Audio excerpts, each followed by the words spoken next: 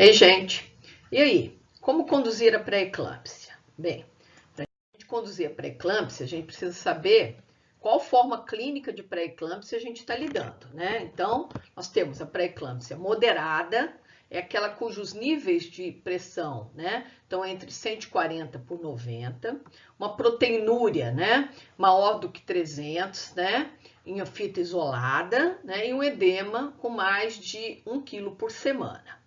A grave, eu já tenho níveis maiores do que 160 por 110, com a proteinúria igual ou superior a 5 gramas, né? Ou 3 ou 4 cruzes, né? Na fita indicadora.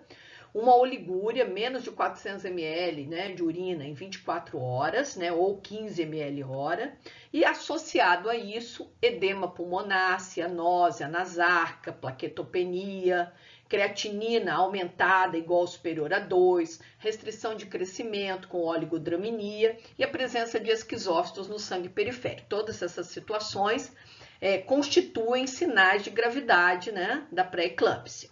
Quando a isso eu associo hemólise, elevação das enzimas hepáticas e plaquetopenia, eu estou diante, então, da síndrome HELP, né? Que é a forma mais agravada, né, de pré-eclâmpsia. E quando eu tenho a presença de escotomas cintilantes, com turvação visual, epigastralgia e cefaleia, então a gente diz que a gente está diante de uma iminência de eclâmpsia. Muito bem. E aí, como é que maneja isso? Vai variar com a maturidade fetal, com a gravidade da doença materna, com a vitalidade fetal e com a idade gestacional. Então, não existe uma receita de bolo para a condução da pré-eclâmpsia. Cada caso é um caso e eu tenho que estar sempre pesando na balança, né? Objetivando provocar o menor dano possível à mãe e ao feto, promovendo o nascimento de uma criança que sobreviva bem e o restabelecimento completo da saúde da mãe. Tá? E aí, então, de um lado eu tenho os riscos da prematuridade com as dificuldades da vida extrauterina e do outro lado da balança eu tenho, então, o risco de óbito intrauterino por conta de um ambiente totalmente hostil. Bem, quais são os objetivos, então, da nossa conduta, da nossa atuação clínica? Primeiro, impedir um agravamento da situação clínica, da deteriorização materna. Levar a gravidez até o mais próximo possível do termo e assegurar a maturidade fetal. Então, esses são os nossos, né, objetivos básicos. Bom, na pré-eclâmpsia moderada, interno ou faço atendimento ambulatorial? Vai depender muito, entendeu? Do grau, né, de entendimento, né, da gravidade da doença de cada paciente, tá?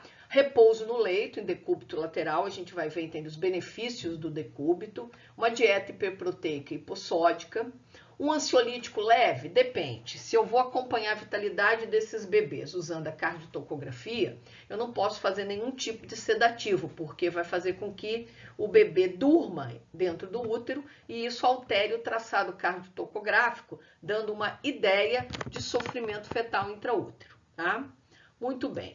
Nos casos, então, de pré-eclâmpsia moderada, a avaliação clínica consta no exame físico e numa avaliação obstétrica, visando determinar a idade gestacional, a vitalidade fetal e o diagnóstico de um provável trabalho de parto. Então, vamos lá. O tratamento pode ser ambulatorial, com consultas a cada 7 a 15 dias, dieta normossódica hiperproteica e repouso em decúbito lateral. A avaliação fetal é feita pela contagem dos movimentos fetais, pela ultrassonografia, onde eu vou ver o tamanho do bebê e a quantidade do líquido amniótico, cardiotocografia e o perfil biofísico, Doppler, tá? E a propedêutica para maturidade fetal, porque uma vez que esse feto esteja maduro, não existe motivo para mantê-lo dentro do útero. Do ponto de vista materno, né? Nós vamos solicitar hemograma, contagem de plaquetas, sódio, potássio, ureia, ácido úrico, creatinina, a proteinúria de 24 horas, um eletrocardiograma, um fundo de olho e uma urina, tipo 1. Se nessa avaliação materno-fetal os parâmetros estão favoráveis, a gente pode manter a gravidez e esperar o parto, tá? Entrar em trabalho de parto espontâneo e a termo. Se essa avaliação materno-fetal por algum motivo é desfavorável, então a gente vai induzir a maturidade pulmonar fetal através da corticoterapia e vamos antecipar então o parto. Muito bem. O decúbito lateral esquerdo, ele melhora o fluxo útero-placentário, consequentemente o fluxo renal, a taxa de filtração glomerular e a diurese. Contrapartida, diminui a reatividade cardiovascular e a pressão arterial. E com isso, a restrição de crescimento intraútero e a mortalidade perinatal. Então, o decúbito lateral, né, ele é muito favorável. Em relação à atividade uterina, tá? Há poucas evidências demonstrando a diferença entre repouso e uma atividade normal, ou seja, a paciente não precisa ficar restrita ao leito, mas o esforço físico ele tem que ser desencorajado, nível de evidência A, tá? Em relação aos corticoides, não tem nem dúvida, tá? Entre 28 e 34 semanas, né? É evidência A, ele vai melhorar, né?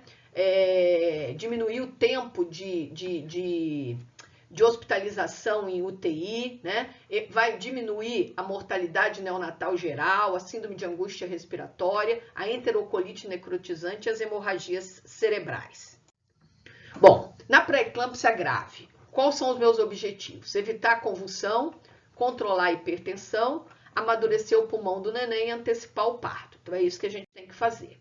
Em relação à internação, a gente pode entrar com um antihipertensivo, né, para tratar a crise hipertensiva e depois manter, para ganhar alguns dias, né, para poder fazer a corticoterapia. Vamos prevenir a convulsão usando sulfato de magnésio e fazer entende, as medidas de suporte, né? Então, a sondagem vesical, o balanço hídrico, enfim, né? Todos os suportes. Em relação ao tratamento conservador e intervencionista, entende? Em relação à pré-eclâmpsia grave, né?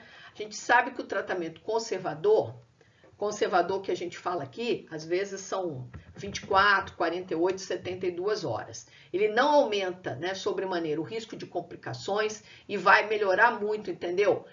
A dinâmica desse bebê dentro da UTI. Então, você vai ter um maior peso ao nascer, uma redução na incidência de angústia respiratória, consequentemente, diminuição da necessidade de ventilação desses neonatos e um menor tempo de internação nas UTIs.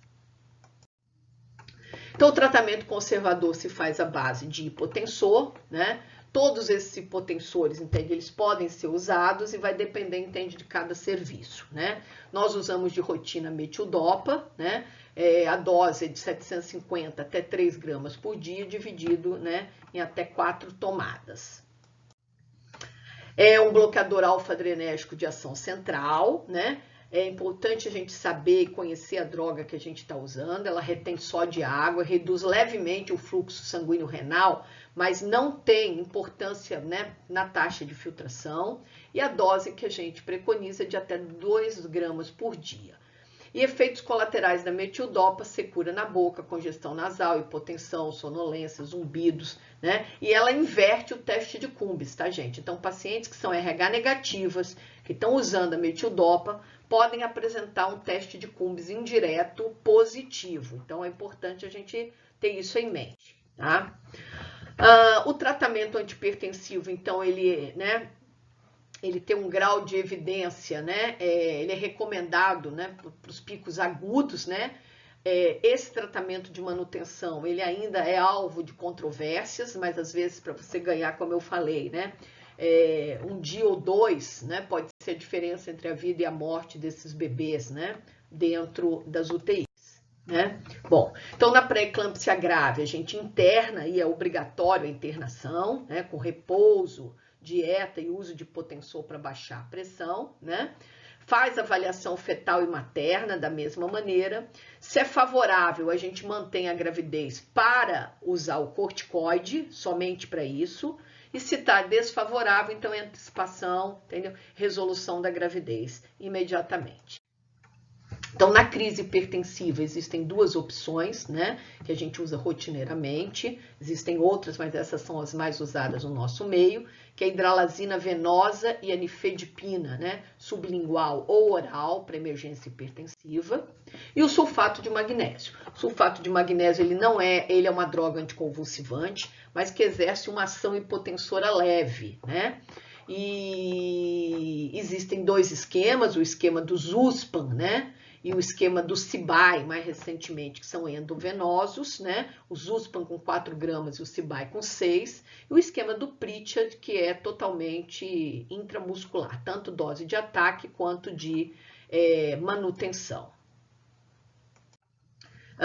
Em relação ao sulfato de magnésio, é nível de evidência A, tá? Ele está recomendado para todas as pacientes com potencial risco de desenvolvimento de eclâmpsia. Então, todas as pacientes com pré-eclâmpsia grave e iminência de eclâmpsia devem usar o sulfato de magnésio.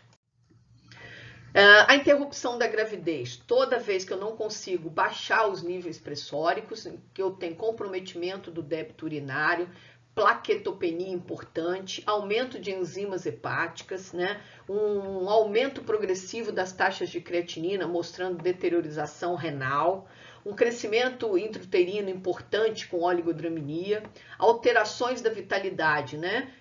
Visualizadas na Doppler, tá? E no perfil biofísico. A melhor via de parto vai depender de cada caso, tá? As pacientes multíparas com colo favorável à indução, pode-se tentar a indução e o parto, né, via baixa, né? Mas a gente tem que sempre lembrar, tá, que o melhor tratamento, ou o único tratamento efetivo para essa doença é a interrupção da gravidez, tá? Por quê? Porque todo o problema, ele se aloja lá na placenta, né, quando ela foi, né, formada, né, a placentação anormal que gera todas essas situações, e que a gente está sempre diante, entende, de uma granada sem pino. Apesar de tudo parecer ótimo, as condições da paciente, entende, tá boa, a pressão está controlada, nada indica que nós melhoramos a perfusão útero-placentária, ou seja, a oxigenação e a nutrição deste feto, elas estão sempre comprometidas. A gente costuma dizer que toda vez que a pressão sobe, é como se a gente tapasse o nariz do bebê dentro da barriga, tá? E é sempre uma situação de altíssimo risco para o óbito intrauterino, tá? Então é isso aí, gente, e a gente se vê na quarta-feira para a gente poder estar falando um pouquinho mais sobre a pré-eclâmpsia.